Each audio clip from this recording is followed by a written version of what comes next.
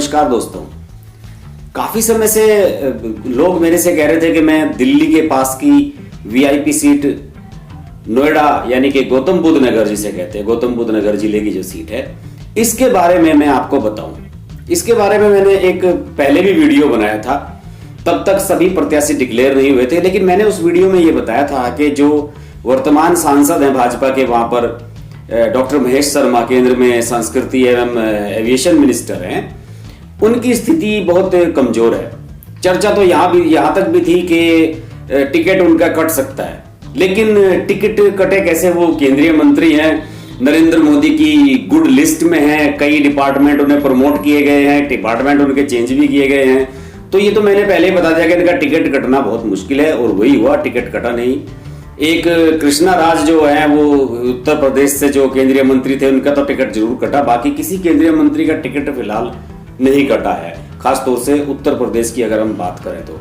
महेश शर्मा एक जाना पहचाना नाम है दिल्ली और एनसीआर के क्षेत्र में। कैलाश हॉस्पिटल्स के नाम से उनकी एक सीरीज है जिसके वो मालिक हैं। वो खुद भी प्रोफेशन से डॉक्टर हैं। 35 साल पहले वो नोएडा में रहने के लिए आए थे, यहाँ डॉक्टरी के प्रोफेशन से जुड़े, उसके बाद नेता बने, भाजपा से जुड़ गए और विधायक भी बन गए यहाँ से, और उसके बाद धीरे धीरे भारतीय जनता पार्टी में अपनी पोजीशन मजबूत करते चले गए। और 2014 में वो गौतम बुद्ध नगर जो सीट है उससे सांसद चुने गए थे। गौतम बुद्ध नगर सीट के बारे में आपको बताऊं कि ये सीट पहले खुर्जा सुरक्षित सीट हुआ करती थी। आपने सुना होगा बुलंदशहर के पास की खुर्जा सुरक्षित सीट, और इस खुर्जा सुरक्षित सीट को लगभग 10-15 साल तक अशोक प्रधान जी के नाम से लोग जानते थे। अशोक प्रधान लगातार 4 बार सांसद यहां से रहे अटल जी के समय से, और 2004 तक लगातार 4 बार वो यहां से सांसद रहे थे खुर्जा सुरक्षित सीट से। बड़ा नाम थे, केंद्र में मंत्री भी रहे थे। उनके बाद महेश शर्मा यहां पर बने। तो अब अगर इस यानी नोएडा और गौतम बुद्ध नगर कहूं या खुर्जा कहूं, इस गौतम बुद्ध नगर सीट के बारे में अगर बताऊं तो उसकी सबसे बड़ी पहचान आपको पता है क्या है? सबसे बड़ी पहचान है कि मायावती का जिला यही है, पैतृक घर उनका मायावती का यहीं पर है, और इसलिए मायावती की नजर हमेशा इस जिले में रहती है। मायावती ने यहाँ पे बहुत सारे काम भी कराए हैं, उनका होटल का कारोबार है यहाँ पे। और आप नोएडा में कभी घूमने के लिए गए हो तो अम्बेडकर पार्क वगैरह बहुत ऐसी सी चीजें बनवाई हैं उन्होंने, बहुत सारे हाथी घोड़े ये सब मूर्तियां मायावती ने यहाँ पे खूब लगवाई हैं। डेवलपमेंट बहुत हुआ है नोएडा में। जो मेजर डेवलपमेंट है, जेपी वाला जो बड़ा ग्रुप है वो यहाँ पे आया, वो मायावती की वजह से है। इसके अलावा डीएलएफ का यहाँ पे काम बहुत तगड़ा है, यमुना एक्सप्रेस वे बना है, मायावती और इन सब का अखिलेश यादव फिर बाद में उससे जुड़ गए थे।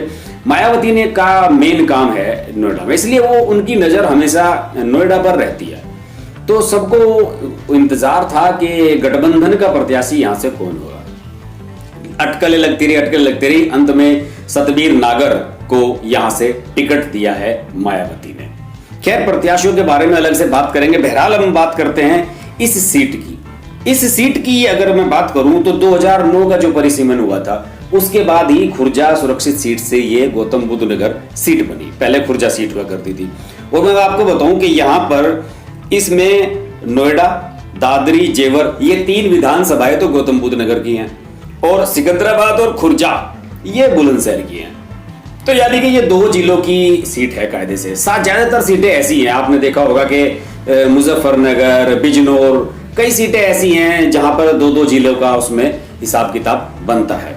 बहरहाल, अगर इस सीट की बैकग्राउंड के बारे में बात करूं तो आजादी के बाद तो यहां जरूर कांग्रेस जीतती रही, कांग्रेस सभी जगह थी उस समय तो, लेकिन पिछले 30-35 साल में यहां कांग्रेस का बुरी तरह से डाउनफॉल हुआ है।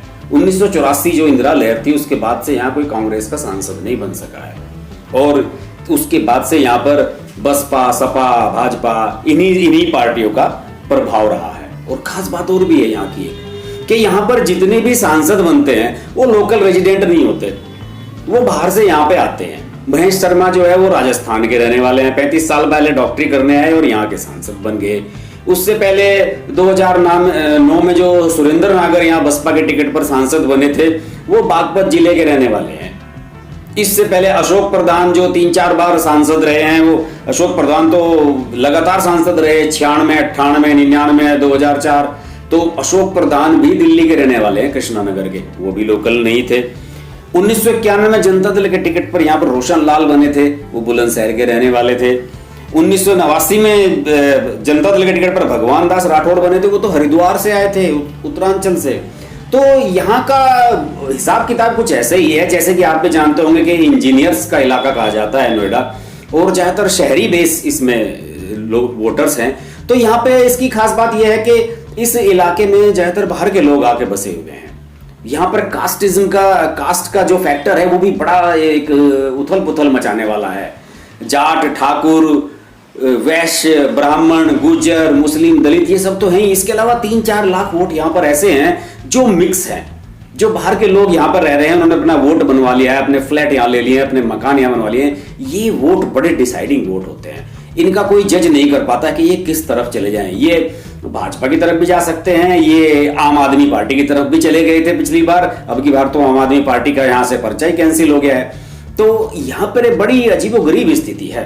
तो इसलिए यहाँ एक एक प्रत्याशी का हम आकलन करें तो सबसे पहले महेश शर्मा जी की बात करते हैं। महेश शर्मा केंद्रीय मंत्री हैं और इस क्षेत्र में बड़ा सम्मानित नाम है। कैलाश हॉस्पिटल वाले महेश शर्मा को कोई नहीं जानता इस इलाके में। उनके बारे में, महेश शर्मा के बारे में अगर मैं आपको बताऊं तो महेश शर्मा, खास बात यह है उनकी कि वो एक बहुत अच्छे मैनेजर हैं। वो मैनेजमेंट हर चीज का बहुत अच्छा कर लेते हैं। इसी वजह से उन्होंने मोदी सरकार में इतना ऊंचा स्थान बनाने में सफलता प्राप्त की है। डॉक्टरी के प्रोफेशन से सांसद तक का सफर उन्होंने बहुत खूबसूरती से तय किया है। महेश शर्मा की स्ट्रेंथ इसमें अभी क्या है मैं आपको ये बताता हूँ। 1 लाख लगभग वैश्य वोट है, 3 लाख के वोट इसमें जो अदर्स हैं वो मैक्सिमम, जो मिक्स बिरादरियों के होते हैं वो मैक्सिमम बीजेपी का वोट बैंक है। इसके अलावा 3 लाख के करीब इसमें ब्राह्मण वोट है। महेश शर्मा भी पंडित जी हैं, 3 लाख वोट उनके हैं, यानी कि लगभग 6-7 लाख वोट ऐसे हैं जो बीजेपी का सॉलिड वोट बैंक यहाँ पे है। इस वोट बैंक के दम पर तो महेश शर्मा जरूर अपनी पोजीशन बनाएंगे। और पिछली बार 2,80,000 वोटों से महेश शर्मा ने समाजवादी पार्टी के प्रत्याशी को हराया था। तो इस लिहाज से महेश शर्मा की स्थिति मुझे अभी कमजोर नजर नहीं आती है।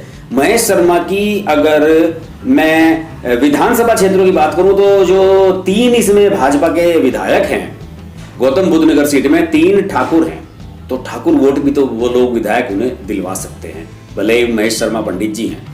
तो अगर बात करें उनके विधायकों की तो राजनाथ सिंह के जो बेटे हैं वो पंकज सिंह, वो नोएडा से विधायक हैं। इसके अलावा धीरेन्द्र सिंह हैं और इसके अलावा विमला सोलंकी हैं। 3 विधायक हैं उनके। तो इस हिसाब से बहुत सॉलिड पोजीशन में मुझे महेश शर्मा अभी भी नजर आ रहे हैं। और अब महेश शर्मा की स्थिति यह है कि उन्हें अपना जनसंपर्क करना है और अपने वोटरों को वोट डालने के लिए प्रेरित जरूर करना है।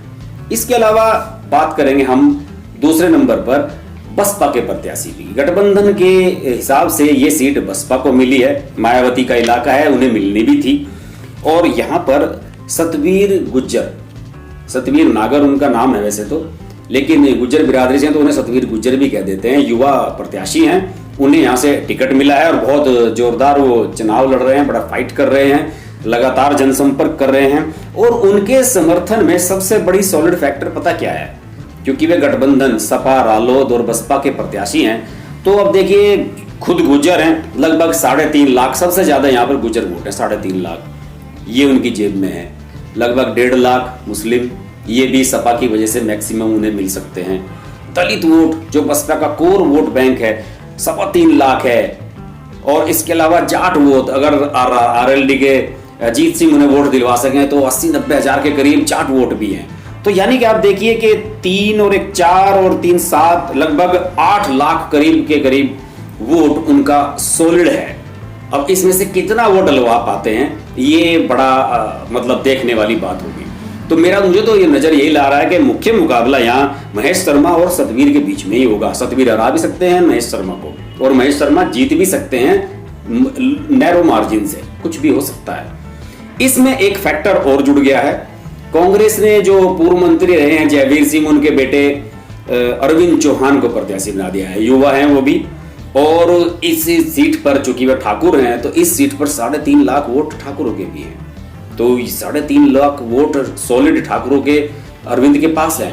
वो अलग बात है कि ठाकुर पंकज सिंह के कहने पर महेश शर्मा को दे दें या दूसरी तरफ वोट उनका चला जाए ठाकुरों का, वो अलग इशू है।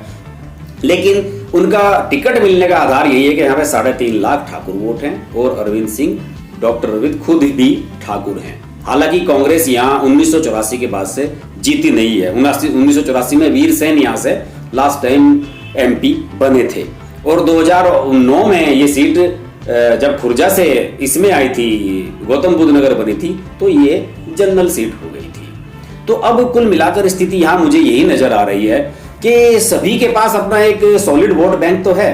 कांग्रेस का प्रत्याशी चाह रहा है कि उसे मुस्लिम वोट भी मिल जाए, उसे दूसरी बिरादरियों के वोट भी मिल जाएं, वैश्य वोट भी मिल जाएं, लेकिन सबके सामने समस्या यह है कि जो उनका सॉलिड वोट बैंक है उस वोट को डलवाया जाए, तभी वो जीत सकते हैं। फिलहाल मेरे हिसाब से, मैं अगर फाइट की बात करूं तो मुझे बसपा प्रत्याशी सतवीर नागर और महेश शर्मा के बीच में डायरेक्ट फाइट नजर आ रही है।